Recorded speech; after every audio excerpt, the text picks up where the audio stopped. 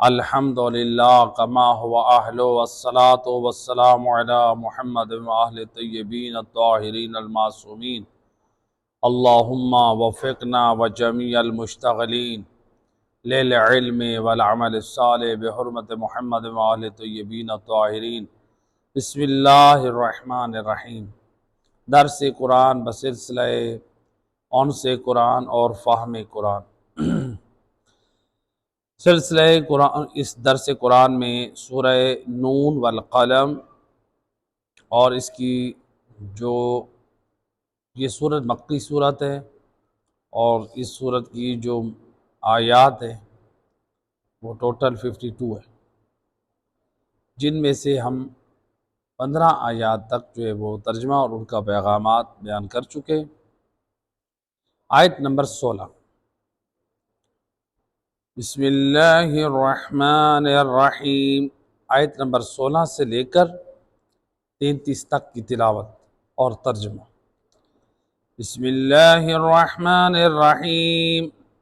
سنسمہ علی الخرطوم انا بلوناہم کما بلونا اصحاب الجنہ اذ اقسموا لیصرمنها مصبحین ولا يستثنون وطاف عليها طائف من ربك وهو ناعم وأصبحت كالصريم وتنادوا مصبحين أن اغدوا على حرثكم إن كنتم صارمين وانطلقوا وهم يتخافتون أن لن يدخلنها اليوم عليكم مسكين وغدوا على حرد قادرين ولما رأوها قالوا إنا لضالون بل نحن محرومون قال أوسطهم ألم أقل لكم أولا تسبحون قالوا سبحان ربنا إنا كنا ظالمين وأقبل بعضهم على بعض يتلاومون قالوا يا ويلنا إنا كنا طاغين عسى ربنا أن يبدلنا خيرا منها إنا إلى ربنا راغبون فذلك العذاب ولعذاب الآخرة أكبر لو كانوا يعلمون صدق اللہ العلی العظیم۔ بسم اللہ الرحمن الرحیم۔ یہ تلاوت تھی آج کی آیات کی تلاوت اور ان کا ترجمہ۔ آیت نمبر 16 کا ترجمہ، ہم عنقریب اس کی ناک داغیں گے۔ ناک یعنی اس کی ناک کو داغیں گے۔ یہاں پر اللہ سبحانہ وتعالیٰ نے جو یہ ذکر کیا ہے، یہ کس کی ناک کو داغیں گے؟ یعنی دوسرے محاورے میں ہم کہتے ہیں نا کہ اس کی ناک کو رگڑیں گے، یعنی اس کو ذلیل کریں گے۔ تو اب یہ آیت کس کی مذمت میں ہے؟ ہمارے گزشتہ درس میں یہ واضح ہوا تھا کہ علماء مفسرین نے جو اقوال نقل کیے ہیں کہ یہ آیات کس کی مذمت میں ہے۔ اس میں زیادہ مشہور ایک قول یہ ہے کہ یہ ولید بن مغیرہ دشمن رسول اللہ کی مذمت۔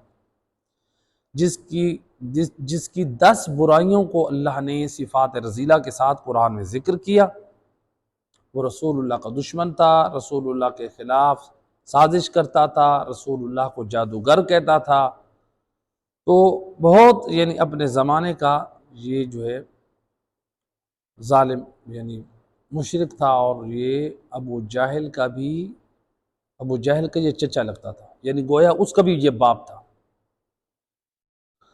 تو یہ جو ہے یہ آیت اسی کی مذمت میں، جو گزشتہ آیات اس کی مذمت میں آپ لوگوں نے سماعت فرمائی، یہ آیت بھی اسی کی مذمت میں۔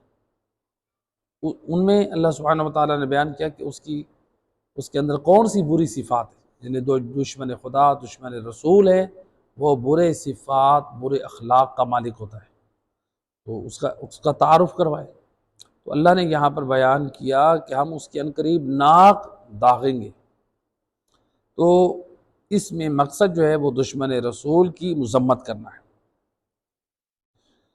تو یہاں پر جو ہے ہمارے بعض علماء نقل کرتے ہیں کہ یہ جو کہا گیا نا کہ اس کی ناک پر ضرب یعنی اس کی ناک رگڑیں گے، تو بعض علماء نقل کیا ہے کہ ناک پر ضرب لگانا جو ہے، ضرب لگانا یہ جنگ بدر میں عملی طور پہ وجود میں آ گیا تھا، جنگ بدر میں۔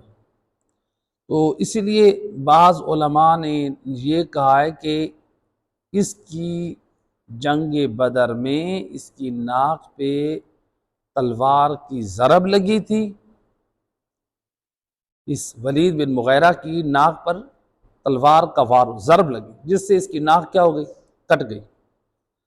تو اب جب یہ دنیا میں چلتا تھا تو کیا کرتا تھا، یہ اپنا منہ اپنی ناک کو چھپائے پھرتا تھا، اپنی یعنی اس طرح سے ذلت اور رسوائی۔ آج بعض لوگ جہالت میں نادانی میں غصہ آتا ہے، وہ بعض لوگ اپنی بیوی کی ناک کاٹ دیتے ہیں، ایسے کہ نہیں؟ تو اسلام نے ہمیں یہ حق حاصل نہیں دیا، ہمیں حق نہیں دیا کہ ہم کسی کی ناک کاٹیں، ہم کسی کو حتیٰ کہ تھپڑ بھی ماریں قیامت والے دن ہمیں اس کا بھی حساب ہوگا۔ رسول خدا صلی اللہ علیہ وآلہ وسلم فرماتے ہیں میری امت کا سب سے بڑا غریب کون ہے؟ لوگوں نے کہا جس کے پاس گھر نہ ہو، مال نہ ہو، جائیداد نہ ہو۔ آپ نے فرمایا بے شک یہ غریب ہے، میری امت کا سب سے بڑا غریب وہ ہوگا جو نمازی ہوگا، حاجی، روزے دار، تہجد گزار، یہ سارے نیک اعمال کرنے والا، وہ میری امت کا غریب۔ کیوں یا رسول اللہ؟ آپ نے فرمایا سارے نیک اعمال پیش کر دے گا، قبول ہو جائیں گے، جانا تو اس کو جنت میں چاہیے، اتنی دیر میں کچھ لوگ آئیں گے، یا اللہ اس نے ہمیں تھپڑ مارا تھا، خدا کی طرف سے آواز آئے گی اس کی نمازیں، چونکہ یہ درہم و دینار تو قیامت والے دن ہوں گے نہیں، روپیہ پیسہ ہوگا نہیں، اس کی نمازیں اتنی مقدار میں اس کو دے دو۔ دوسرا شخص کہ یا اللہ اس نے مجھے گالی دی تھی، اس کی نمازیں اس کے روزے اس کو دے دو۔ اور شخص ہے گا اس کا حج فلاں چیز اس کو دے دو، یعنی یہ ساری چیزیں اس کو دے دو۔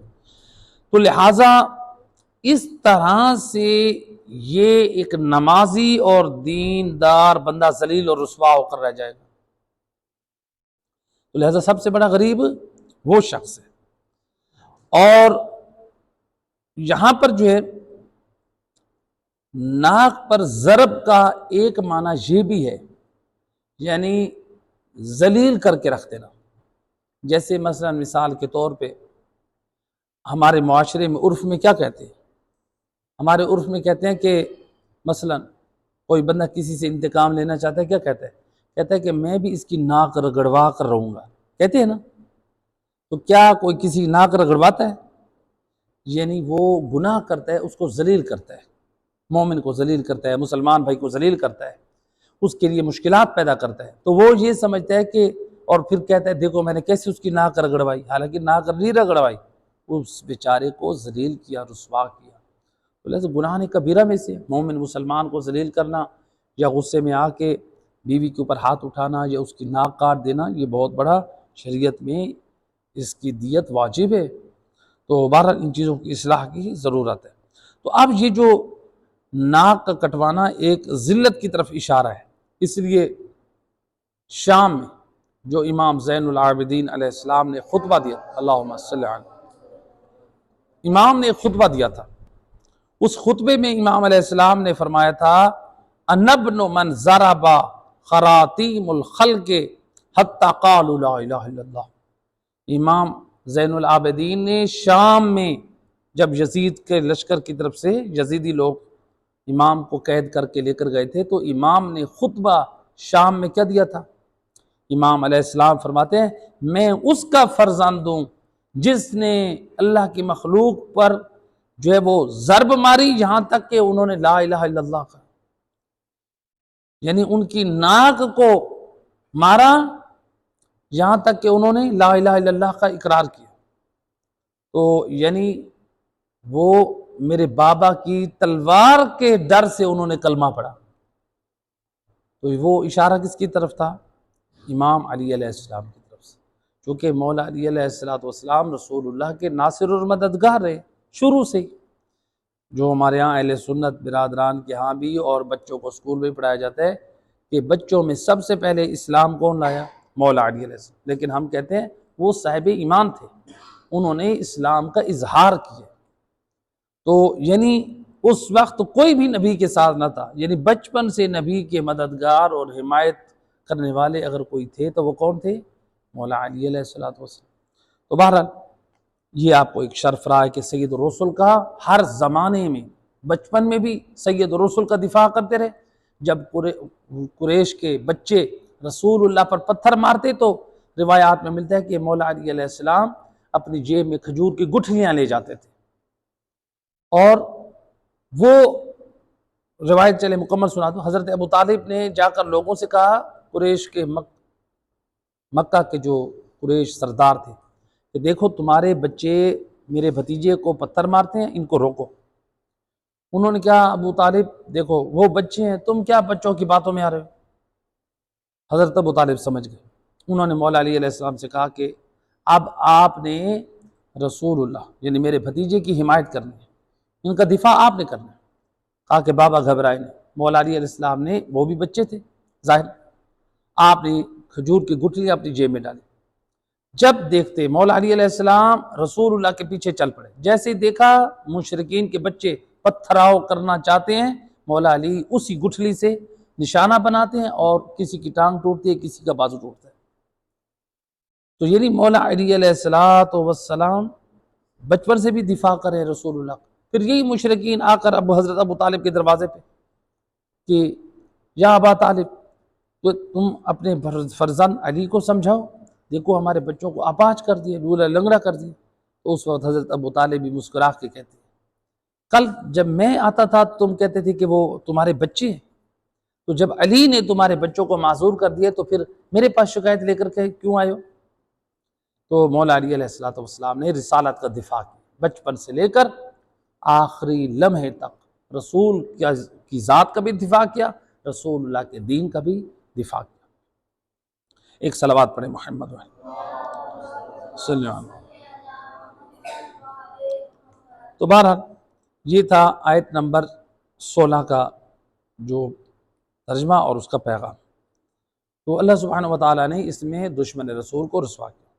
آیت نمبر 17 کا ترجمہ، اب 17 سے 33 تک آیات کا ترجمہ، پھر اس کے بعد ان تمام آیات کا پیغام اکٹھا آئے گا۔ ہم نے ان کو اس طرح آزمایا جس طرح باغ والوں کو آزمایا تھا، جب انہوں نے قسم کھائی تھی کہ صبح کو پھل توڑ لیں گے۔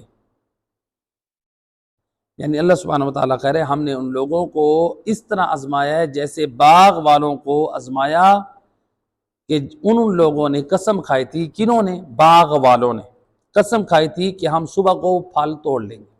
اللہ تعالیٰ یہ قرآن میں ایک واقعہ بیان کر رہے ہیں، کچھ لوگ تھے انہوں نے قسم کھائی تھی کہ ہم صبح کو جا کے اپنے باغ سے پھل توڑ لیں گے۔ کیوں توڑ لیں گے؟ آیات کا ترجمہ واضح ہے، ادھر ہی آپ سماعت فرمائیں۔ اور انہوں نے جو ہے وہ استثناء بھی نہ کیا، یعنی یہ بھی نہ کیا کہ ہم غریبوں کا حصہ رکھیں گے۔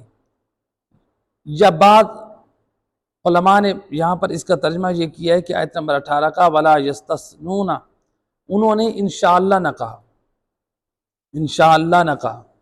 ایک قول یہ ہے کہ انہوں نے انشاءاللہ نہ کہا، تو ایک قول یہ ہے کہ نہیں، انہوں نے غریب لوگوں کا حق کے بارے میں نہ کہا کہ ہم ان کا رکھ دیں گے اور باقی جو ہے نا وہ ہم توڑ لیں گے۔ اور جب انہوں نے قسم کھا کے یہ ارادہ کیا، اللہ تعالیٰ آیت نمبر 19 میں فرما رہا ہے وہ ابھی سو رہے تھے کہ تمہارے رب کی طرف سے راتوں رات ایک آفت پھر گئی، پس وہ سرسبز باغ جل کر سیاہ ہو گئے۔ رات کو قسمیں کیا کھا کے سو رہے ہیں، صبح کو جا کے پھل توڑیں گے۔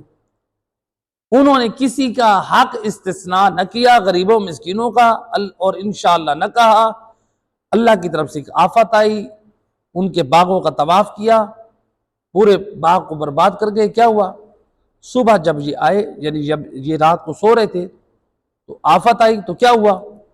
فَأَصْبَحَتْ كَالصَّرِيمِ، جب یہ صبح آئے تو ان کے باغ جل کر سیاہ ہو چکے تھے، اس قدر اللہ کا عذاب آیا تھا۔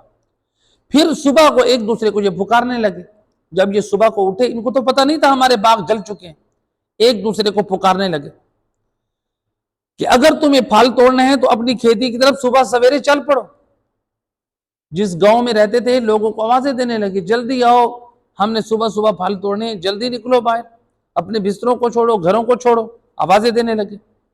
چنانچہ وہ سب چل پڑے اور آپس میں آہستہ آہستہ باتیں کر رہے تھے۔ یہ لوگ جو اپنے باغ کی طرف جا رہے تھے یہ آہستہ آہستہ باتیں کر رہے تھے۔ کیا باتیں کر رہے تھے؟ کہ کہہ رہے تھے کہ اس بات کا خیال رکھنا ہے کہ آج ہمارے پاس کوئی بھی مسکین یعنی تنگ دست جو ہے نا وہ نہ آنے پائے، ہمارے باغوں میں کوئی غریب مسکین تنگ دست نہ آنے پائے۔ کیوں نہ آنے پائے؟ چنانچہ وہ خود کو مسکینوں کو روکنے پر قادر سمجھتے ہوئے صبح سویرے پہنچ گئے۔ کہتے ہیں صبح صبح چلتے ہیں، اللہ صبح مسکین غریب ہمارے باغوں میں نہیں آئیں گے، وہ آ کر ہمیں تنگ کرتے ہیں، ہم سے مانگتے ہیں، ہمیں ذلیل کرتے ہیں، ہمیں دینے پڑ جاتے ہیں۔ ہم جب صبح سویرے جائیں گے وہ آئیں گے نہیں، ہم صبح سے اپنے مال کو لے کے آ جائیں گے، ہمارے پاس جو ہے وہ مال پورے کا پورا رہ جائے گا۔ یعنی وہ اس نظریے سے گئے۔ اللہ تعالیٰ قرآن میں یہ ان کے سارے قصے کو بیان کر رہا ہے۔ انہوں نے باغ کو دیکھا، اب یہ باتیں کرتے ہوئے جا رہے ہیں باغ کی طرف۔ جب انہوں نے باغ کو دیکھا تو وہ کیا کہتے ہیں؟ کہتے ہیں ہم تو لگتا ہے باغ کا راستہ بھول گئے۔ کیا کہتے ہیں؟ باغ کا راستہ بھول گئے۔ کیوں کہہ رہے ہیں؟ اس لیے کہ جو سرسبز باغ چھوڑ کر گئے تھے کل، آج صبح جب آئے تو دیکھا ان کو تو اپنے باغ نظر ہی نہیں آ رہے، وہ تو سارے جل کر راکھ ہو چکے ہیں، وہ تو برباد ہو چکے ہیں، وہ تو اجڑ چکے ہیں سارے۔ تو اب وہ کہتے ہیں کہ ہم لگتا ہے بھول گئے، یعنی ہم کسی اور کی جگہ پر آ گئے ہیں، یہ کیسے ہو سکتا ہے ہمارے باغ تک برباد ہو جائیں۔ تو لہٰذا جو ان میں زیادہ معتدل انسان تھا اس نے کہا کہ تم نے کیوں نہیں کہا تھا؟ اس نے، جو ان میں زیادہ معتدل تھا، اس نے کہا کہ میں نے تم کو نہیں کہا تھا کہ تم تسبیح کرو، اللہ کی تسبیح کرو، اللہ کو یاد کرو، صبح صبح سویرے نکل کے اپنے باغ کی طرف جا رہے ہو، اللہ کو یاد کرتے ہوئے جاؤ۔ کیا میں نے تمہیں نہیں کہا تھا تسبیح کرتے ہوئے جاؤ؟ اب تم بھٹک گئے ہو، کہتے ہو کہ ہم باغ کا راستہ بھول گئے۔ وہ کہنے لگے پاکیزہ ہمارا رب ہے، ہم یقیناً ہم ظلم کرنے والے تھے، یعنی وہ سمجھ گئے یہ باغ ہمارے ہیں۔ ان میں سے ایک شخص نے متوجہ کیا، بھئی میں نے کہا تھا کہ اللہ کی تسبیح کرتے چلو، لیکن تم لوگوں نے، یعنی جو ارادے تھے تم لوگوں کے غریبوں مسکینوں کو محروم کرنے کے، اس کا خمیازہ تم لوگوں نے دیکھ لیا۔ اب جب انہوں نے دیکھا نا، وہ کیا کہنے لگے؟ قالوا سبحان ربنا، بے شک ہمارا رب جو ہے وہ پاک و پاکیزہ ہے اور ہم نے اپنے اوپر ظلم کیا۔ اب یہ اقرار کر رہے ہیں جب اللہ کا عذاب اور آفت آ چکی ہیں جی، لہٰذا انسان آفت کے آنے سے پہلے خود اپنا معاملہ اللہ کے ساتھ صحیح رکھے۔ یہ کیا ہے؟ آفت اور مصیبت آ جائے پھر انسان رونے پیٹنے بیٹھ جائے۔ انسان اپنا معاملہ اللہ کے ساتھ صحیح رکھے۔ انسان سوچتے ہیں نا میں رشتہ داروں سے بنا کر رکھوں، دوستوں سے بنا کے رکھوں، فلاں سے بنا کر رکھوں گا، میری مشکل وقت میں میرے کام آئیں گے، ایسے کہ نہیں؟ انسان کتنا جو ہے وہ خدا سے غافل ہے، دنیا والوں سے مفاد حاصل کرنے کے لیے کہتے ہیں میں ان سے بنا کر رکھوں۔ اللہ تعالیٰ سے کیوں نہیں بنا کے رکھتے؟ اللہ سے اپنا تعلق کیوں نہیں جوڑ کے رکھتے؟ اس کے واجبات کی کیوں نہیں ہم پابندی کرتے؟ اس کے قرآن کو کیوں نہیں پڑھتے؟ کس قدر غافل ہے. لوگوں سے مفاد ہو تو ان سے بنا کر رکھتے ہیں، اللہ سے ہمیں مفاد نہیں ہے. اللہ کی خیر اور بھلائی کے برابر کسی کی خیر اور بھلائی نہیں ہے. دنیا میں ہر خیر اور بھلائی دینے والا بھی اللہ کا محتاج ہے، تو کیوں نہ ہم اللہ سے بنا کر رکھیں. تو لہٰذا یہ اب لوگ اپنے کرتوتوں پہ افسوس کرنے لگے، کہنے لگے ہائے افسوس، ہم سرکش ہو گئے تھے، ہم باغی ہو گئے تھے. امید ہے ہمارا رب ہمیں اس سے اچھا دے گا، یعنی اس سے بہتر اب عطا کرے گا. دیکھیں اب مصیبت کے آنے کے بعد بھی صبر نہیں ہوئے، اس مصیبت پہ صبر کر رہے ہیں. یہ ہماری ذمہ داری ہے کہ ہم مصیبت پہ صبر کریں. امام فرماتے ہیں مصیبت پہ صبر کرنا، یعنی مصیبت پہ صبر نہ کرنا، جزا فضا کرنا، یہ اور مصیبت ہے. یعنی ہم مصیبت کے وقت اگر ہم روئیں پیٹیں، یہ اور مصیبت، اللہ کی ناراضگی کو مول لے رہے ہیں. تو لہٰذا وہ کہتے ہیں امید ہے ہمارا رب ہمیں اس سے بھی اچھا دے، ہم اپنے رب کی طرف رغبت رکھتے ہیں. یعنی اب ہماری توجہ اللہ کی طرف ہے، ہماری سزا کے لیے یہ کافی ہے. آخری آیت 33 میں فرمایا عذاب ایسا ہی ہوتا ہے، آخرت کا عذاب تو بہت بڑا ہے. یہ تو دنیا کا عذاب ہے، اللہ تعالیٰ کہہ رہے کہ دنیا کا عذاب ہے، آخرت کا عذاب تو بہت بڑا ہے. کاش یہ لوگ جان لیں. جب دنیا میں کوئی آزمائش اور مصیبت آتی ہے تو انسان گھبرا جاتا ہے، اللہ کہہ رہا ہے آخرت کا عذاب اس سے بھی بڑا ہے. تو یہ آیت نمبر 17 سے آیت نمبر 33 تک، اس میں اللہ سبحانہ وتعالیٰ نے باغ والوں کا قصہ ذکر کیا. یہ باغ والا قصہ کیوں ہوا؟ اللہ سبحانہ وتعالیٰ اس قصے میں کیا بیان کرنا چاہ رہا ہے؟ کفار مکہ اور مشرکین مکہ. اب دیکھیں نا ان آیات میں دشمن رسول ولید بن مغیرہ کے ساتھ کیا رابط ہے؟ پہلے ولید بن مغیرہ کی مذمت کی، پھر اس کے بعد یہ آیات شروع کر دی، باغ والوں کا قصہ. ایسے کہ نہیں رابط ہونا چاہیے یا نہیں ہونا چاہیے؟ تو اللہ سبحانہ وتعالیٰ اس باغ والوں کے قصے کو ذکر کر کے، جو ولید بن مغیرہ اپنے مال، اپنی جائیداد، اپنی اولاد پہ ناز کرتا تھا، لوگوں کو حق سے محروم کرتا تھا، رسول اللہ کو گالیاں دیتا تھا، رسول اللہ کو طعنے دیتا تھا، رسول اللہ کو جادوگر کہتا تھا، رسول اللہ کے لیے مشکلات پیدا کی ہوئی تھی. تو اللہ سبحانہ وتعالیٰ ان آیات میں کفار مکہ اور مشرکین مکہ کو غفلت سے بیدار کر رہا ہے کہ دیکھو جو تم غرور میں شکار ہو چکے ہو، اگر پہلے والے جو باغ والے تھے، جو صاحب مالدار تھے، ان پر اللہ کا عذاب آ سکتا ہے، تو اے کفار مکہ مشرکین مکہ، اگر تم لوگوں نے بھی جو ہے وہ مسکینوں غریبوں سے ہاتھ روکا، ضرورت مندوں سے ہاتھ روکا، تو پھر تم بھی اللہ کے عذاب سے نہیں بچ سکتے. تمہارے اوپر بھی زوال آئے گا، اور جو تم رسول اللہ کو طعنہ دیتے ہو، مسلمانوں کو طعنہ دیتے ہو کہ یہ غریب ہے، ایک دن آئے گا کہ مسلمان امیر ہوں گے، ایک دن آئے گا مسلمان باوقار ہوں گے. الحمدللہ آج کے زمانے میں ہم دیکھ رہے ہیں. تو لہٰذا یہاں پر باغ والوں کا قصہ جو بیان کرنا تھا، وہ کفار اور مشرکین مکہ کی سرزنش کرنی تھی. یہ باغ والے کا واقعہ ہے کیا جس کو اللہ نے آیات میں ذکر کیا؟ تو اس کے بارے میں جو علماء نے، مفسرین نے جو بیان کیا ہے، جو مشہور قول یہ ہے کہ یمن کا کیپٹل صنعا، اس کے قریب ایک باغ تھا. ایک شخص تھا مومن، جو اپنے باغ میں سے جتنے بھی پھل ہوتے تھے اس میں سے کیا کرتا تھا، ان تمام پھلوں کو فروخت کر کے جو اس میں اپنا اور اپنے بال بچوں کے لیے حصہ رکھ لیتا تھا. دیکھیں بڑا، یعنی اللہ تعالیٰ کو یہ عمل پسند آیا، اس لیے اللہ نے قرآن میں ذکر کر دیا.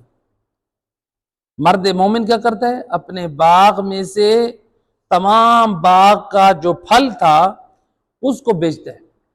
بیچنے کے بعد جو پیسہ ہوتا ہے وہ یہ دیکھتا ہے کہ میرے بچوں، میری بیوی کا خرچہ سال کا کتنا ہے، وہ رکھ کے باقی سارا راہ خدا میں تقسیم کر دیتا تھا.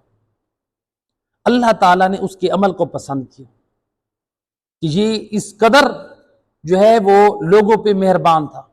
اب اس نیک شخص کا انتقال ہوا، اس کے 3 بیٹے تھے۔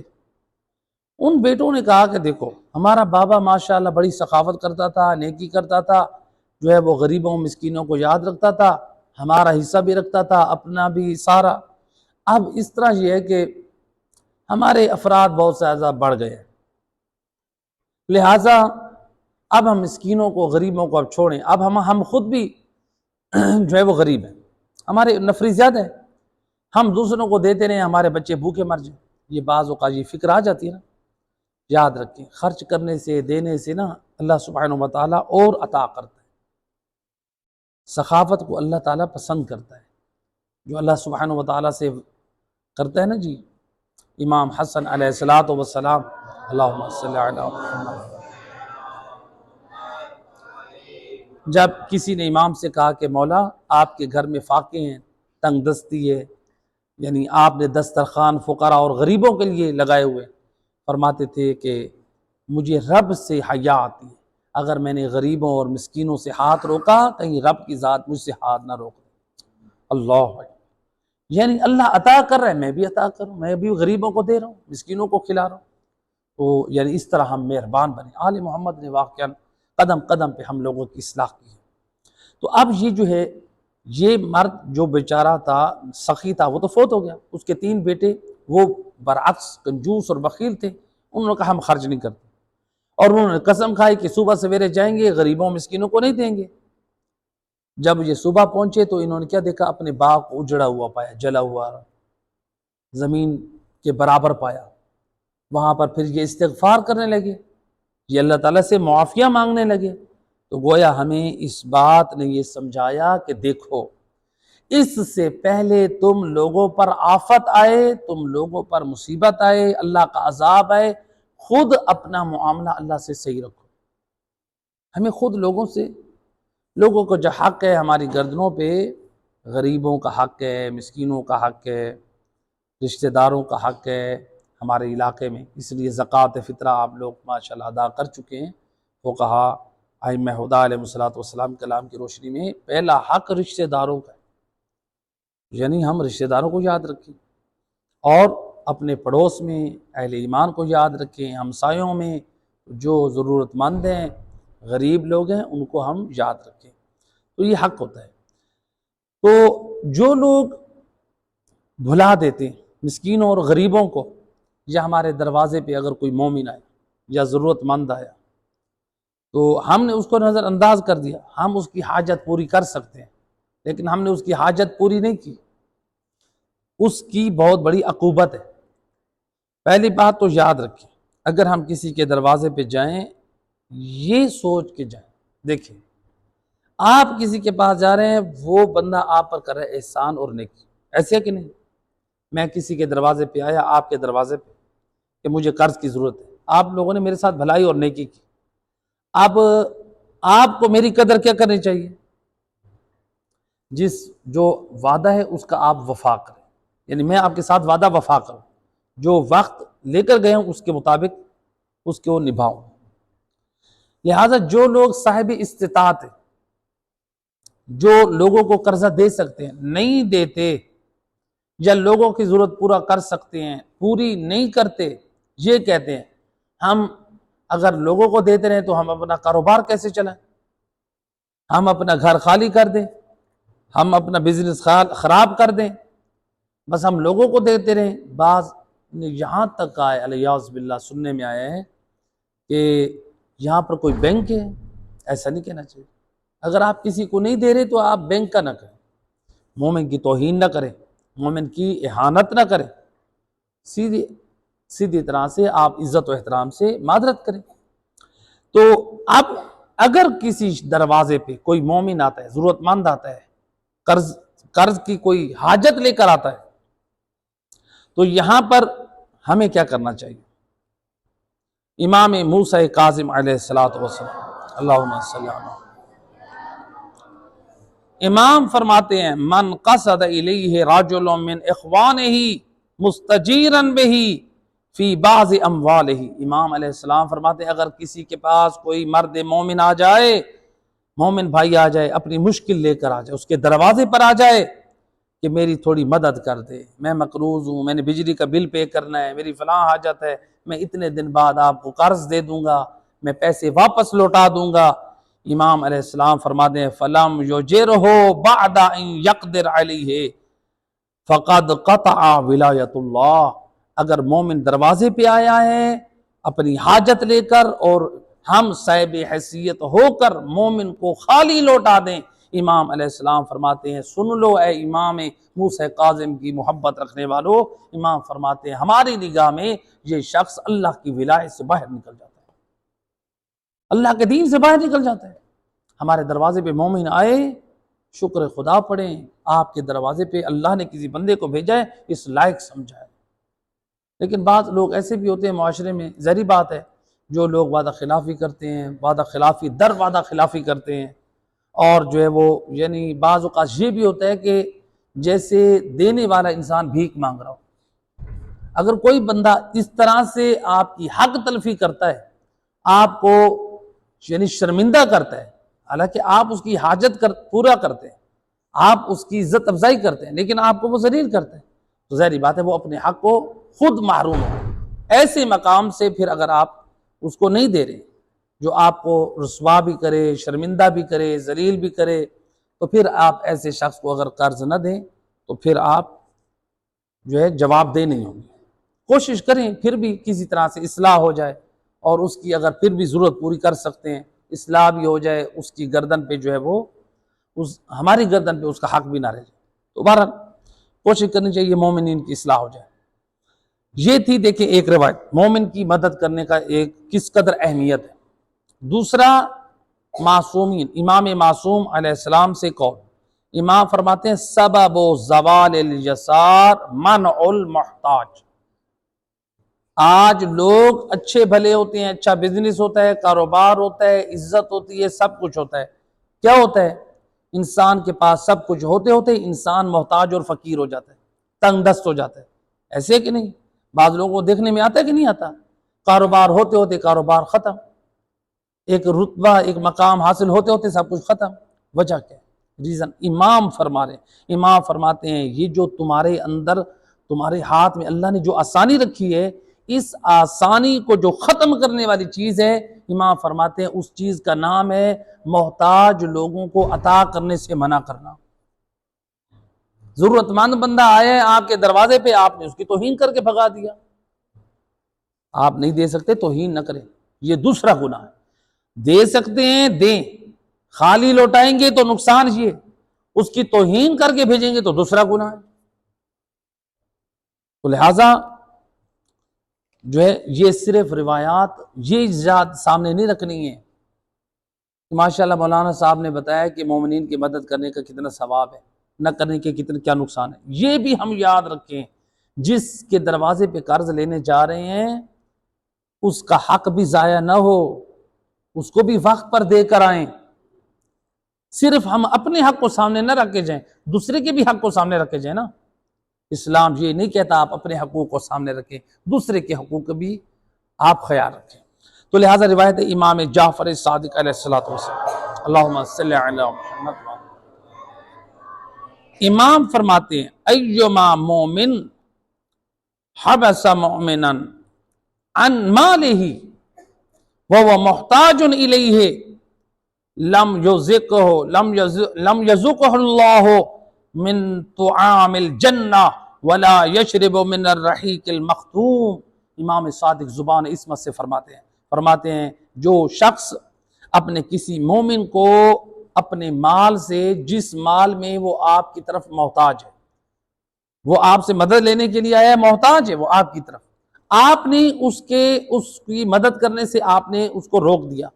امام علیہ السلام فرماتے ہیں اگر آپ نے کسی مومن کو اپنے مال کی مدد سے، قرض دینے سے آپ نے اس کو محروم رکھا، اس کو روک دیا، امام فرماتے ہیں سن لو پھر اس بد نصیب کو اللہ جنت کے کھانے کا ذائقہ نہیں چکھائے گا، اور جنت کے پانی کے جاموں میں سے کچھ بھی اس کو نہیں پلائے گا۔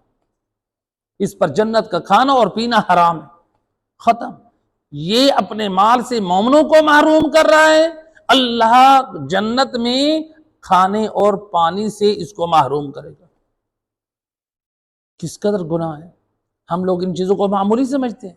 خدا گواہ ہے، اگر جو عمراء ہیں، صاحب حیثیت ہیں، غریب لوگوں کی مدد کریں ہیں جی، اور ان کو قرض دیں، کتنی ان کی مشکلات آسان ہو سکتی ہیں۔ تو اچھا، ایک اور طریقہ بہترین ہے، بعض جگہوں پر ہیں دیندار لوگ ہیں، صاحب حیثیت میں شخصاً جانتا ہوں، کیا کرتے ہیں وہ، کسی کو کہتے ہیں کہ ٹھیک ہے ہم آپ کو یہ پیسے دے رہے ہیں، آپ نے اس کا ٹھیلا لگانا ہے، اس کی آپ نے دکان لگانی ہے، یہ پیسے دے رہا ہوں آپ کو ادھار، آپ نے ہر ماہ تھوڑے تھوڑے کر کے مجھے قرض واپس کرنا ہے۔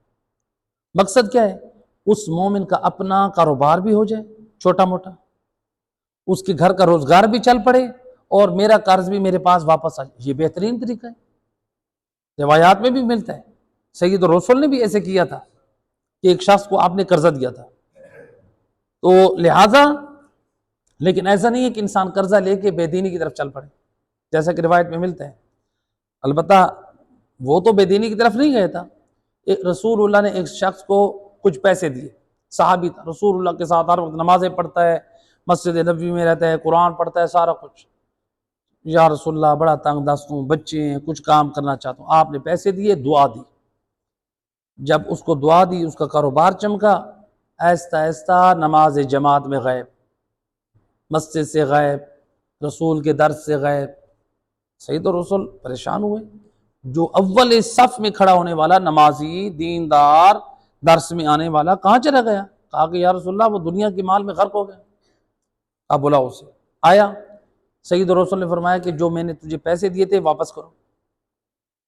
آپ نے وہ قرضہ اس سے لیا، اپنے پیسے واپس لے لیے۔ جب اس سے پیسے واپس لے لیے، تاریخ کہتی ہے جس حالت میں پہلے تھا ویسے ہو گیا، پھر دوبارہ کنگار ہو۔ رسول نے جو پیسے دیے تھے وہ دعا کے ساتھ دیے تھے، برکت بنے، رسول نے لیے تو برکت ختم ہو گئی۔ آپ نے اس وقت فرمایا اب اس حال میں تو ٹھیک ہے، تیرے پاس دنیا آ گئی ہے تو تو اللہ کے دین کو چھوڑ رہا ہے، ایسا نہ ہو ہمارے پاس بھی۔ یاد رکھے وہ مال بھی ہمارے لیے باعث وبال ہے، وہ باعث مصیبت ہے۔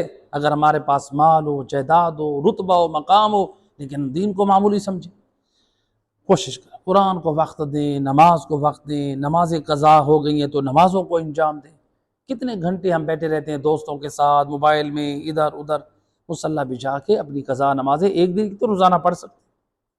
اپنے روزوں کو مکمل کریں، اپنے واجبات کو مکمل کریں۔ بچپن میں جو ہم سے نقصان ہوئے ہیں لوگوں کے، ہم نے لوگوں کی جا کر توڑی ہیں چیزیں، نقصان کیے ہیں، شرم واجب ہے، اس میں شرم محسوس نہ کریں۔ خدا گواہ ہے، مثال کے طور پہ آپ میرے اہل علاقہ ہیں، میں نے کسی کا نقصان کیا، میں آپ سے معذرت کرتا ہوں، مجھے آپ معاف کر دیں، میں نے آپ کو فلاں نقصان کیا، اپنی ایمان سے بتائیں ابھی جو میں آپ سے معذرت کروں یہ میرے لیے شرمندگی کم ہے یا میدان محشر میں مجھے آپ معاف نہ کریں؟ یہ شرمندگی کچھ بھی نہیں ہے، ایسے کہ نہیں ہے، ہمیں میدان محشر کی شرمندگی سے اپنے آپ کو بچانا ہے۔ صلوات پڑھ دیں محمد وحمد۔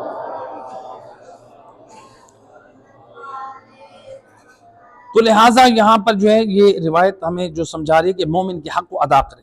اب دیکھیں مومن کو اگر ہم نے اس کے حق سے محروم رکھا تو معصوم نے کیا بتایا، ایسا شخص جنت کے کھانے اور پانی کا حقدار نہیں۔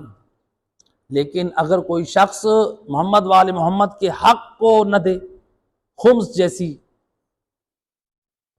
جو انسان کے اوپر فریضہ ہے، خمس، اگر انسان وہ فریضہ ادا نہ کرے، کیا محمد وال محمد راضی ہوں گے؟ جی دیکھیں، میں نے آپ لوگوں میں سے کسی کا 100 روپیہ دینا، میں لاکھ اچھی تبلیغ کروں، نصیحت کروں، میں جو ہے لمبی لمبی نمازیں پڑھوں، روزے دار بن جاؤں، حاجی سب کچھ کروں، جان بوجھ کے آپ کا 100 روپے نہیں دے رہا، 100 روپے، آپ کیا کہیں گے؟ بڑے نمازی اور یہ مولانا صاحب بنے پھرتے ہیں، میرا حق کھا کے اور یہ حاجی اور نمازی بنے پھرتے ہیں، آپ راضی ہیں؟ آپ راضی نہیں ہیں۔ جب آپ راضی نہیں ہیں میری، آپ کہیں گے یہ نمازیں کہاں، یہ روزے کہاں، یہ تلاوت قرآن کہاں، یہ دعائیں کہاں؟ آپ کہیں گے کہ یہ 100 روپے میں کھاتے ہیں ہمارا حق ہے، اور پڑھتے نمازیں ہیں اور اچھی تبلیغ کرتے ہیں، یہ کرتے ہیں۔ بتائیں اگر ہم نمازی حاجی سب کچھ بن جائیں اور محمد وال محمد کا حق خمس کھا جائیں، کیا اہل بیت ہم سے راضی ہوں گے؟ کیا خدا ہم سے راضی ہوگا؟ خمس کا حکم تو اللہ قرآن میں دے رہا ہے، خمس کا حکم ائمہ اہل بیت دے رہے ہیں۔ بعض لوگ کہتے ہیں کہ یہ جو ہے نا، یہ ہم کیوں دے خمس، کمائیں ہم اور کھائیں مولویوں کے بچے۔ مولویوں کے بچے نہیں کھاتے، یاد رکھ، علماء میں جانتا ہوں ذمہ دار ہیں، ایک ایک پائی کو امانت رکھتے، اپنی ذات پہ صرف کرنا حرام سمجھتے ہیں۔ کتنے لوگ ہیں، میں شخصاً یہ بات مناسب نہیں سمجھ رہا تھا، ویڈیو بن رہی ہے، کتنے مومنین ہیں جو پوچھتے ہیں آغا صاحب ہم آپ کو سہمی امام آپ اپنی ذات پہ خرچ کر سکتے ہیں؟ میں نے کہا نہیں، جو دینی ادارہ ہے ہم اس پہ صرف کریں گے، میری ذات، میں اپنی ذات کے لیے اس میں سے ایک پائی کا بھی آپ سے تقاضا نہیں کر رہا ہوں، یہ آپ کے اموال جتنے بھی ہیں یہ میرے پاس امانت ہیں، قیامت والے دن اس کا میں جواب دوں گا، آپ لوگ اپنے واجبات سے بری رہیں گے انشاءاللہ۔ تو لہٰذا آئے دیکھیں آل محمد کا حق ادا کریں، امام علی رضا علیہ السلام، اللہم صلی علی محمد۔ امام ہمیں خبردار کرے، متوجہ کرے، امام فرماتے ان الخمس عوننا علی دیننا وعلی عیالاتنا وعلی موالینا۔ امام علیہ السلام فرماتے ہیں یہ جو خمس ہے اس کی ادائیگی ہماری دین پر، ہماری اہل و عیال اولاد پر اور ہمارے موالیوں پر یہ مددگار ہے، یعنی یہ جو تم خمس ادا کرتے ہو نا، یہ دین پہ ہماری مدد کرتے ہو، ہماری اہل و عیال کی مدد کرتے ہو، ہمارے موالیوں کی مدد کرتے ہو۔ کتنا خوش نصیب ہے مومن دین محمد وال محمد کا مددگار بن جائے، محمد وال محمد کے گھرانے کا مددگار بن جائے، محمد وال محمد کے حبداروں کا مددگار بن جائے۔ یہ کب ہوگا؟ جب ہم خمس جیسے فریضے کو ادا کریں گے۔ لیکن اگر کوئی شخص خمس کے فریضے کو ادا نہ کرے اور وہ کہے کہ میں خیر اور بھلائی پر رہوں، تو پھر امام نے روایت بڑی تفصیلاً ہے مستدرک الوسائل میں، لیکن میں نے اس کا ایک جملہ نقل کیا ہے، آگے چل کے امام علیہ السلام فرماتے ہیں وَلَا تَحْرِمُوا أَنفُسَكُمْ دُعَاءَنَا مَا قَدَرْتُمْ۔ امام علیہ السلام فرماتے ہیں مومنو، اے ہمارے محب و حبدارو، خمس کو روک کر ہماری دعاؤں سے خود کو حتی الامکان محروم نہ کرو۔ اللہ اکبر، ہماری دعاؤں سے محروم نہ کرو، یعنی گویا امام بتا رہے ہیں جو خمس سے خود کو روکتا ہے وہ ہماری دعاؤں سے روک دیتے ہیں، اپنے آپ وہ ہماری دعاؤں سے محروم ہو جاتے ہیں۔ اور پھر آپ نے فرمایا فَإِنَّ إِخْرَاجَهُ مِفْتَاحُ أَرْزَاقِكُمْ۔ اللہ اکبر، کتنا عظیم امام نے پیغام دیا، فرماتے ہیں یہ جو خمس ہے اس کا ادا کرنا یہ رزق کی کنجی ہے، اگر کوئی چاہتا ہے رزق کی فراوانی ہو تو خمس ادا کرے۔ اور پھر فرمایا وَتَمْحِيصُ ذُنُوبِكُمْ، اور یہ تمہارے گناہوں کے بخشش کا ذریعہ ہے، رزق کی کنجی بھی ہے اور گناہوں کی بخشش کا یہ ذریعہ بھی ہے، اگر کوئی چاہتا ہے کہ اس کے گناہ بخشے جائیں تو یہ خمس کی ادائیگی کریں۔ اس کے بعد فرمایا آپ نے وَمَا تُمَاهِدُونَ لِأَنفُسِكُمْ لِيَوْمِ فَاقَتِكُمْ، آپ نے فرمایا یہ خمس کا ادا کرنا یوم فقر و فاقہ، یعنی قیامت کے دن کے لیے تمہارے لیے زاد آخرت ہے۔ میدان محشر میں ہر کوئی بندہ محتاج ہوگا، لیکن جو خمس دینے والا ہے اس کے لیے زاد آخرت ہوگا، لہٰذا خمس کی ادائیگی کریں۔ لیکن یاد رکھیں خمس کو کیسے ادا کریں؟ آج سے مثلا ہو سکتا ہے کوئی کہے کہ میں چلیں آج سے خمس نکالنا شروع کرتا ہوں، علماء کی جو ہدایات ہیں اس کی روشنی میں بیٹھ کے خمس، میں خدمت میں حاضر ہوں، مدرسہ دینیہ میں آئیں آپ گھر میں آئیں، آپ کے سوالات کے جواب خدمت میں حاضر ہوں، لیکن خمس ادائیگی جو ہے مال امام وہ مجتہد یا اس کے وکیل کی اجازت سے صرف ہوتا ہے، اور مال سادات کی خاص شرائط ہے، نمازی ہو، شرابی نہ ہو، کھلے عام گناہ کرنے والا نہ ہو، اور معاشرے میں وہ سید مشہور ہو، حسبی نسبی نئے نئے بنے ہوئے نہ ہوں۔ پاک و ہند کی تقسیم کے بعد بہت سارے سادات بن گئے، حسبی نسبی سادات ہو، اور وہ سال بھر کے اخراجات رکھنے والے نہ ہوں، یعنی ان کے پاس سال بھر کے اخراجات بھی نہ ہوں۔ بعض لوگ ایسے ہوتے ہیں کہ وہ کماتے نہیں، چلو ہمارا خرچہ ادھر سے پورا ہو رہا ہے، لوگوں سے مانگ کے ہم سید ہیں غریب ہیں، نہیں، اگر ان کے پاس وسائل ہیں وہ کما سکتے ہیں، آیت اللہ سیستانی فقہا فرماتے ہیں آپ نہیں دے سکتے۔ جو سست اور کاہل ہو، آیت اللہ سیستانی فرماتے ہیں نہ اس کو سہم صدقہ دے سکتے ہیں، نہ زکوٰۃ فطرہ دے سکتے ہیں۔ ہاتھ پیر سالی میں لوگوں کے مال پہ وہ نظر رکھے ہوئے، تو لہٰذا یہ ہماری شرعی ذمہ داری ہے، اس کی طرف بھی توجہ رکھیں۔ دیکھیں یہ ہے خمس دینے کی امام علیہ السلام نے کیا فائدہ ذکر کیا۔ روایت امام محمد باقر علیہ السلام، اللہم صلی علی محمد، امام فرماتے ہیں من اقل من مال، امام سے پوچھا گیا فرزند رسول کم سے کم کون سا وہ عمل ہے، سب سے چھوٹا وہ عمل کون سا جس سے انسان جہنم میں داخل ہو جائے؟ امام نے کیا جواب دیا؟ فرماتے ہیں من اقل من مال الیتیم درہمن، جو کسی یتیم کا ایک درہم کھائے اس کے جہنم میں جانے کے لیے یہی کافی ہے۔ اور پھر اس کے بعد امام علیہ السلام نے کیا فرمایا؟ آپ نے فرمایا ہم بھی یتیم ہیں، یعنی اس روایت میں امام خمس کی اہمیت کو ذکر کر رہے ہیں۔ یتیم کا ایک درہم کھانے سے انسان کہاں جاتا ہے؟ جہنم میں جاتا ہے۔ آپ نے فرمایا ہم بھی یتیم، ہمارا حق بھی نہ کھاؤ جو ہمارا حق ہے تم پر۔ تو لہٰذا تو خمس و زکوٰۃ کی پابندی کرنے کے فائدے دیکھیں، علماء نے ایک واقعہ نقل کیا ہے، ایران میں ایک گاؤں تھا، وہاں پر ٹڈی دل جو کیڑا ہوتا ہے اس نے حملہ کیا، اس علاقے کی تمام فصلیں جو ہے ارد گرد کی لوگوں کی تباہ ہو گئی، لوگوں کو بڑا نقصان پہنچا، کاشتکاروں کو۔ تو آپس میں ذکر کرنے لگے کہ اس دفعہ نقصان ہوا ہے ہماری، کسی کی ساری فصلیں تباہ ہوئی، کسی کی کچھ، کسی کی کتنی، یہ ذکر کرنے لگے۔ ایک مرد مومن ہے بڑا مطمئن، تو اس نے کہا چلتے ہیں، میں بھی اپنی کھیتوں پہ چلتا ہوں، چلتے ہیں دیکھتے ہیں، ہمارے ارد گرد تو ہماری لوگوں کی فصلیں تباہ ہوئی ہیں، ہم اپنی زمینوں پہ چلتے ہیں۔ اس نے کہا جب سب کی تباہ ہو گئی جا کر دیکھ کے کیا کریں گے، اپنا دل جلائیں گے۔ مرد مومن کہتا نہیں، میری فصل تو الحمدللہ صحیح ہے، میری فصل نہیں جلی۔ کہا تم دیکھا ہو؟ کہا نہیں میں گیا نہیں ہوں، لیکن مجھے اللہ پہ پورا یقین اور بھروسہ ہے میری فصل تباہ نہیں ہوئی۔ لوگوں نے کہا یہ عجیب ہے، اس علاقے میں ہر طرف لوگوں کی فصل، کسی کی ساری تباہ ہوئی، کسی کی کچھ، اور یہ کہہ رہا ہے کہ میری فصل بچ گئی ہے، اس کے پاس کوئی کیا جادو کی چھڑی ہے اس کے پاس۔ بہرحال یہ بڑا مطمئن ہے، کہا آؤ چلتے ہیں، چلو دیکھنے کے لیے بھئی یہ جو ہم سب کے اوپر بڑا ناز کر رہا ہے، میری فصل تباہ نہیں ہوئی، چلتے دیکھتے ہیں، وہیں پر جا کے اس سے بات کریں گے۔ اب لوگ چل پڑے، جن کی فصلیں قریب تھی وہ بھی گئے، یہ بھی گیا۔ جب وہاں پر دیکھا تو کیا مشاہدہ کیا؟ لوگوں کی فصلیں کسی کی ساری تباہ ہو چکی ہیں، کسی کی کچھ۔ اس مرد مومن کی تمام فصل سرسبز و شاداب کھڑی۔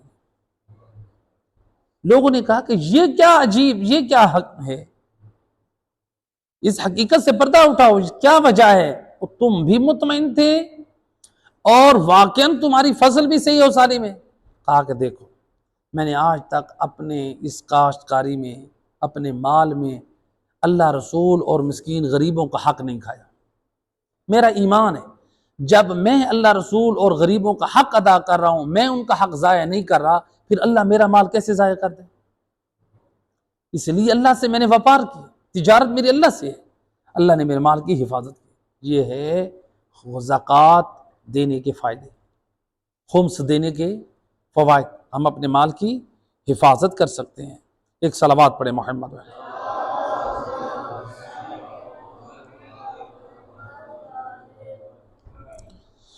یہاں پر دیکھیں، اب جو ہماری یہاں پر بات چل رہی تھی کہ بعض لوگ ہوتے ہیں نا جی، ہم یہ سمجھتے ہیں، ایک اور اصلاح ہے یہاں پہ کہ دیکھیں ہم لوگ سمجھتے ہیں کہ ہمارے پاس مال ہے، ماشاءاللہ ہمارے پاس بزنس ہے، ہمارے پاس بہت بڑا آفس ہے، ہم ماشاءاللہ جو ہے وہ کاروباری بن گئے ہیں، ٹھیک ہے، اللہ سبحانہ و تعالیٰ نے عزت دی ہے، جتنی نعمتیں ملتی جائیں، اولاد ملتی جائے، مال ملتا جائے، عزت ملتی جائے، انسان جھکتا جائے۔ سید الرسل، جب آپ دیکھیں نا سید الرسل کتنی عظیم تھے، چھپ چھپ کے اللہ کی عبادت کے لیے غار ہرا میں جاتے تھے۔ رسول اللہ کو معراج پر لے جایا گیا، رسول اللہ کے قلب پر قرآن نازل ہوا، کتنی اللہ نے عظمتیں بخشی، اہل مکہ رسول اللہ کو طعنہ دیتے تھے یہ یتیم عبداللہ ہے، یہ رسول اللہ علیہ باللہ کہتے تھے یہ فقیر ہے، غریب ہے، یتیم ہے، حقارت کی نگاہ سے دیکھتے تھے۔ لیکن سید رسول کو اللہ نے کتنی فتح اور کامیابی دی، مسلمان دیکھتے دیکھتے مسلمانوں کا ایک ہجوم ہو گیا، کلمہ گو ہو گئے، بڑے بڑے تاجر رسول اللہ کے سامنے مال رکھ دیتے۔ بی بی خدیجہ طاہرہ نے سارا مال اسلام کی نصرت پہ قربان کر دیا۔ کیا کہتی تھی بی بی خدیجہ طاہرہ جن لوگوں کو قرض دیا ہوا ہوتا تھا؟ کہتی تھی میں قرضہ معاف کر دوں گی، رسول اللہ کا کلمہ پڑھ لو۔ اللہ اکبر! کتنے لوگ تھے جو اس زمانے میں بی بی خدیجہ طاہرہ کے مال تجارت سے چوری کرتے تھے، خیانت کرتے تھے، مکروز تھے، وہ بی بی کے مال سے اپنے زمانے کے غنی بنے، اور بی بی خدیجہ طاہرہ نے سارا کچھ اسلام کے لیے جو ہے وہ قربان کر دیا۔ یعنی اس زمانے میں بڑے بڑے وہ امیر بن گئے لوگ، بی بی خدیجہ طاہرہ نے سب کو معاف کر دیا۔ کیوں؟ مقصد کیا تھا؟ اللہ کے رسول کا کلمہ پڑھو، دین خدا میں یہ ہے قربانی، دین سے محبت یہ ہے۔ تو اللہ تعالیٰ نے جو مال دیا ہے نا، جتنا بھی دیا ہے، نوازا ہے، اس کا شکر ادا کریں، شکر گزار بندے بنیں، نہ کہ ہمارے اندر غرور اور تکبر۔ بعض لوگ سمجھتے ہیں کہ بعض لوگوں کا ایک نظریہ ہے ہمارے معاشرے میں، کہتے ہیں جی پیسہ ہے تو آپ ہر چیز لے سکتے ہیں۔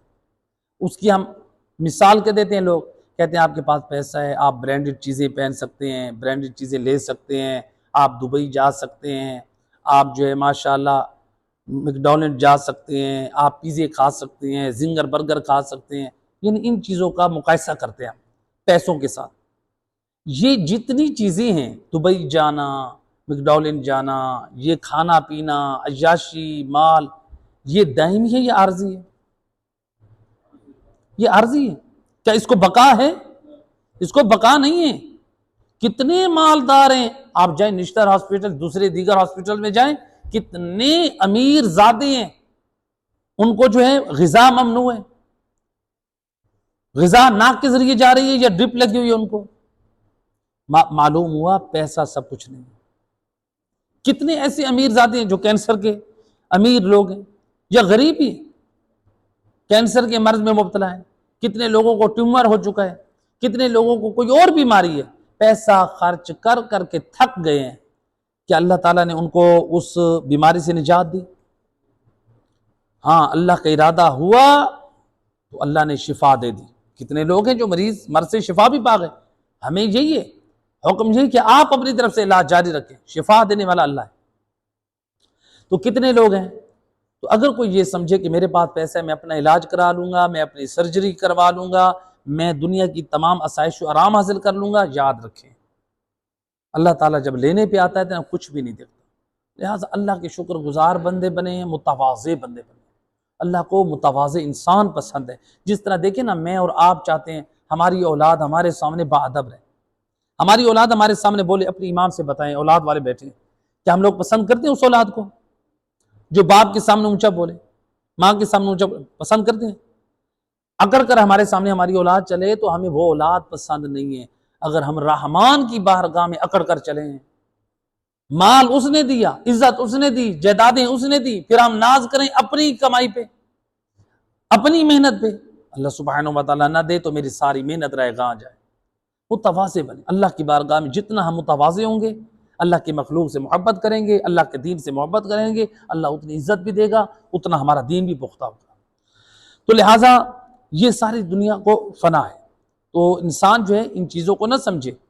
اب کتنی چیزیں ہیں، دیکھیں اب دین ہے وہ پیسے سے حاصل نہیں کر سکتے، دین قیمتی ہے، ایسے کہ نہیں ہے؟ تو یہ کہنا کہ ہم جو ہے پیسے سے سب کچھ حاصل کر سکتے ہیں، پیسے سے ہر چیز حاصل نہیں کر سکتے ہیں، بلکہ کربلا میں تو مال کو بھی قربان کیا گیا، مال سے زیادہ قیمتی جان ہے، اس کو بھی قربان کیا گیا، دین خدا کو بچایا گیا، دین قیمتی ہے۔ یہ چیزیں تو لہٰذا یہاں پر جو ہے دو چیزیں، ایک روایت اور ایک حکایت۔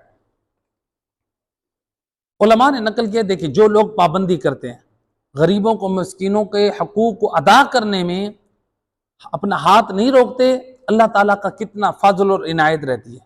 جیسے آپ نے پہلے سنا، علماء نے واقعہ نقل کیا ہے کہ پرانے زمانے میں کچھ حاجی لوگ پہلے سفر حج میں لوگ پیدل جاتے تھے، جیسا کہ ملتا ہے کہ امام حسین علیہ السلام نے 25 حج پیدل کیے۔ یہ حسینیوں کے لیے پیغام ہے، جو آج جو ہے ہوائی جہاز کے ذریعے جانے کی اس کے پاس وہ ہمت نہیں کر رہا، پیسہ ہے، ہمت ہے، لیکن وہ نہیں جا رہا، مال سے محبت ہے، وہ کیسا امام حسین ابن علی کے سامنے جائے گا؟ مال سے محبت ہے کہ میرا مال کم ہو جائے گا۔ لیکن امام حسین پیدل جاتے تھے، سواری بھی ہوتی تھی اللہ کے گھر کی شوق اور زیارت کے لیے۔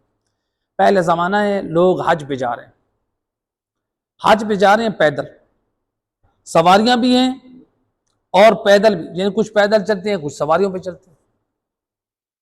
ایک مقام پر چشمہ آیا، چشمے پہ ان حاجیوں نے کا قافلہ رکا، وہاں پر استراحت آرام کیا، اس کے بعد پانی وغیرہ پی کے لے کے وہاں سے چل پڑے۔ جب کافی دور نکل گئے تو وہاں پر ایک نوجوان، اس نے دیکھا کہ میری پوری زندگی کا جو سرمایہ جمع پونجی ہے، اس زمانے میں تو بینک نہیں ہوتے تھے، لوگ اپنا پیسہ جمع کر کے وہ جواہرات کی شکل میں، سونے کی شرفیوں کی شکل میں وہ جمع کرتے تھے، اور اپنے پاس ایک پوٹلی کی شکل میں کمر بند، آج کے زمانے میں جیسے بیلٹ باندھتے ہیں، اس وقت ایک کمر بند ہوتا تھا، جو اس میں وہ جو ہے تھیلی، اس پوٹلی کو سیو کرتے تھے۔ اس نوجوان نے کہا کہ میری وہ زندگی کا سرمایہ نہیں ہے۔ دوستوں نے کہا کہ ٹھیک ہے چلتے ہیں واپس، لگتے جہاں پر استراحت کر رہے تھے وہاں پر جو ہے تمہاری وہ تھیلی گر گئی ہے۔ اس نے کہا کہ نہیں، اب جانے کی ضرورت نہیں ہے، انشاءاللہ ہم واپس آئیں گے تو وہ ہم تھیلی لے لیں گے۔ دوستوں نے سمجھایا یہ کیسی باتیں کر رہے ہو، وہاں پر جو ہے شارع عام ہے، راستہ ہے، لوگ استراحت کرتے ہیں، پانی پیتے ہیں، تو ہمیں ابھی کتنے ماہ لگیں گے جانے اور آنے میں، اور تم کہہ رہے ہو میں واپسی پہ لے لوں گا۔ تو لوگ ابھی چلتے ہیں، کہا کہ نہیں بس آپ رہنے دیں۔ اب دوستوں نے دیکھا کہ جب اس کو اپنے مال کی پرواہ نہیں تو پھر ہمیں کیا ضرورت ہے؟ کہا ٹھیک ہے واپسی پہ اگر تمہارا ایمان ہے کہ وہ محفوظ رہے گی تو پھر ٹھیک ہے چلتے ہیں ہم بھی آگے کی طرف۔ یہ قافلہ چل پڑا حج بیت اللہ، حج کرنے کے بعد یہ قافلہ کافی ماہ بعد اب یہ واپس آئے۔ اسی راستے کے چوراہے پہ پہنچے تو لوگ جو تھے اس راستے کی طرف جانے کے بجائے آگے کی طرف جا رہے ہیں، دوسرے راستے سے، متبادل راستہ۔ کہا کہ یہ کیا وجہ ہے؟ کہا کہ یہ راستہ بند ہے، کافی عرصے سے اس چشمے کے قریب ایک بہت بڑا اژدہا بیٹھا، اس لیے لوگ خوف زدہ ہو کے اس راستے کی طرف نہیں جا رہے۔ یہ نوجوان جو پہلے نہ آنے پہ مصر تھا، اب کہتے ہیں نہیں میں نے تو ادھر سے جانا ہے۔ دوست لوگ روک رہے ہیں، کہتے ہیں نہیں میں نے ادھر سے جانا ہے، میرا مال ادھر ہے، میں نے لینا ہے۔ اب یہ نوجوان ہمت کر کے آگے بڑھا، دوست بھی تجسس میں، یہ آگے جا رہے تو ہم دیکھتے ہیں کہ اس کے ساتھ کیا ہوتا ہے، وہ بھی پیچھے چل پڑے۔ جیسے جیسے یہ قریب آیا، دوست بھی پیچھے پیچھے، ان کو دیکھتے دیکھتے اور لوگوں کی بھی لائن بن گئی، لوگوں نے دوسرا راستہ چھوڑ کے اسی طرف سے آنا شروع کر دیا۔ اب جیسے جیسے یہ قریب ہوتا جا رہا ہے، وہ اژدہا جو چشمے کے قریب بیٹھا تھا وہ اپنے وجود میں چھوٹا ہوتا جا رہا ہے۔ جیسے یہ قریب گیا، اژدہا اس جواہرات اور سونے کی شرفیوں کی شکل میں تبدیل ہو گئی۔ اس نے اٹھائی اور اللہ کا شکر کا سجدہ انجام دیا۔ لوگ اور دوست پریشان، یہ ماجرا کیا ہے؟ کہا کہ دیکھو آج تک میں نے اپنے مال میں اللہ رسول اور لوگوں کا حق نہیں کھایا، جب میں نے لوگوں کا حق ادا کیا ہے، لوگوں کا حق ضائع نہیں کیا، تو میرا ایمان ہے اللہ بھی میرے مال کو ضائع نہیں کرے گا۔ اسی ایمان سے میں یہاں سے رخصت ہوا تھا، تو لہٰذا جو ہے میرے اللہ تعالیٰ نے مال کی حفاظت کی۔ تو ایسا نہیں ہے کہ آج کل کوئی گھر کھلا چھوڑ کے چلا جائے۔ مومن کا ایمان بھی پختہ تھا، اس کا کردار بھی پاک تھا۔ ہمیں با کردار بھی ویسے ہونا چاہیے جیسے وہ حاجی تھا، نیک اور صالح، دین پر عمل کرنے والا، نہ کہ صرف ہم یہ کہیں کہ ہم بھی اللہ کے اوپر بھروسہ کر کے پہلے اللہ کے حق کو تو ادا کریں، اللہ کے دین پر تو عمل کریں، تب ہمیں بھی یہ عظمت حاصل ہو سکتی ہے۔ تو بہرحال آخری روایت دیکھیں، آج ایک سوال کرتے ہیں، اکثر اہل ایمان کی طرف سے سوال ہوتا ہے کہ مولانا صاحب ہمیں رزق کی بندش ہو چکی ہے، پریشانی، کوئی عمل بتائیں رزق کی بندش دور ہو جائے، ہمارا کاروبار جو ہے وہ ٹھنڈا پڑ چکا ہے، ہمارے پاس جو ہے وہ مارکیٹ ہماری ڈاؤن ہو چکی ہے، کوئی ایسا عمل، کوئی وظیفہ، کوئی ذکر، کوئی دعا بتائیں۔ رزق کی بندش بھی ختم ہو جائے، ہمارے گھر میں فراوانی اور برکت بھی آ جائے، ہمارے گھر میں خیرات بھی آ جائے۔ ہم یہ سارے اعمال تو کرتے ہیں، سورتیں پڑھتے ہیں، آیتیں پڑھتے ہیں، ذکر پڑھتے ہیں، دعائیں پڑھتے ہیں، لیکن ہمیں ایک اور اہم چیز کی طرف توجہ دلائی گئی ہے، جہاں پر روایت ہے امام محمد باقر علیہ السلام، اللہم صلی علیہ، امام علیہ السلام فرماتے ہیں ان الرجل لَيُذْنِبُ الذَّنْبَ وَيُدْرَعُ عَنْهُ الرِّزْقُ۔ امام علیہ السلام فرماتے ہیں بعض اوقات انسان گناہ کرتا ہے، اس گناہ کی وجہ سے وہ رزق سے محروم ہو جاتا ہے، رزق اس سے دور ہو جاتا ہے۔ ہم گناہ کرتے ہیں، رزق کیا ہو جاتے ہیں؟ دور۔ دکان پہ بیٹھے جاب کریں، جھوٹ بول دیا، اب ہم چاہتے ہیں یا اللہ تو برکت دے۔ امام فرما رہے جھوٹ بولے گا تو تیرے رزق میں برکت نہیں ہے۔ گناہ کریں، ہم کاروبار میں دکان میں بیٹھے ہیں، نماز پڑھتے نہیں ہیں، ہم کہتے ہیں یا اللہ ہمیں روزی دے، نماز پڑھی نہیں ہے، گناہ کیا، رزق میں برکت کیسے آئے؟ ایسے کہ نہیں؟ بچوں کو بھوکا رکھا، ہم کہتے ہیں یا اللہ روزی دے۔ بے روزی کمانے کس لیے ہے؟ اپنی جیب گرم کرنے کے لیے، بچوں کا پیٹ پالنے کے لیے۔ اگر کوئی کہے صرف میں اپنی جیب تجوریاں بھرتا رہوں، بچوں کی پرواہ نہ کرو، پھر اللہ بھی کیا کہتا ہے؟ تو رزق سے محروم۔ تو لہٰذا یاد رکھیں گناہ جو ہیں وہ انسان کے رزق کی بندش کا ذریعہ بنتے ہیں۔ کوئی بھی گناہ ہو، انسان کی روزی کے اسباب ختم ہو جاتے ہیں، برکت سے انسان محروم ہو جاتا ہے۔ تو لہٰذا اس لیے روایت ہے امام علی ابن ابی طالب علیہ السلام سے، اللہم صلی علی امام فرماتے ہیں بعض اوقات یہ جو آپ کے کونے پہ جو چوٹ لگتی ہے نا، جو خراش آتی ہے، امام فرماتے ہیں یہ کبھی اس وجہ سے لگتی ہے کہ جب انسان گناہ کرتا ہے۔ یہ ہمارے گناہ ہوتے ہیں، کبھی رزق کے ہمیں محروم ہو گئے، کبھی عزت سے محروم ہو گئے، کبھی وقار ہمارا ختم ہو گیا، کبھی جو ہے ہمارے اوپر کوئی مصیبت آ گئی۔ ہاں لیکن انبیاء علیہ السلام کے بارے میں ایسا نہیں سوچنا ہمیں چاہیے۔ ہمیں یہ آزمائش ہم گناہ گاروں کے لیے، انبیاءوں پر جو آزمائش آئی ہے، پھر اچھا سوال ہے انبیاءوں پر آزمائش کیوں آئی؟ وہ تو گناہ گار نہیں ہے، ہم ان کو معصوم مانتے ہیں، پھر انبیاءوں پر آزمائش کیوں آئی؟ حضرت ایوب کے اوپر آزمائش آئی، ان کے باغ اجڑ گئے، ان کی اولاد مر گئی، بیمار ہو گئے، ان کی بیوی لوگوں کے گھروں میں برتن دھوتی تھی، شہزادی تھی، حضرت یوسف کی بیٹی تھی، بی بی زلیخا، اور حضرت یوسف سے جو بچی پیدا ہوئی تھی وہ حضرت ایوب کی زوجہ بنی تھی، شہزادی، محلوں میں پلنے والی۔ اتنے حالات آئے کہ وہ بی بی لوگوں کے گھروں میں جا کر برتن دھوتی اور جھاڑو دیتی تھی، لیکن بی بی جب ایک خیانت کار نے کہا کہ اے بی بی یہ تیرے جو بال نظر آ رہے ہیں گولڈن سنہرے بال ہیں، یہ مجھے مکمل بال دکھا، تیری حاجت تیری ضرورت سے زیادہ تجھے پیسے دوں گا۔ بی بی نے سارا کام چھوڑ کر روتی ہوئی گھر آئی، میں اور میرا شوہر فاقے سے بھوکے تو رہ سکتے ہیں لیکن میں اللہ کے دین کا سودا نہیں کر سکتا۔ یہ ہے دین خدا سے محبت، اتنی ہمیں محبت ہونی چاہیے۔ تو لہٰذا دیکھیں انہوں نے اب انبیاء نے کتنے انبیاءوں پہ مصیبتیں آئیں، صبر کیا کہ نہیں کیا؟ کیا یہ گناہوں کی ان کو سزا تھی؟ نہ، علیہ باللہ، انبیاء معصوم ہیں۔ ائمہ خدا پر مصیبتیں آئیں، کیا وہ گناہ گار تھے؟ نہیں، وہ معصوم ہیں۔ پھر انبیاء اور ائمہ خدا پر جو مصیبتیں آئیں وہ کیوں آزمائش تھی ان کی؟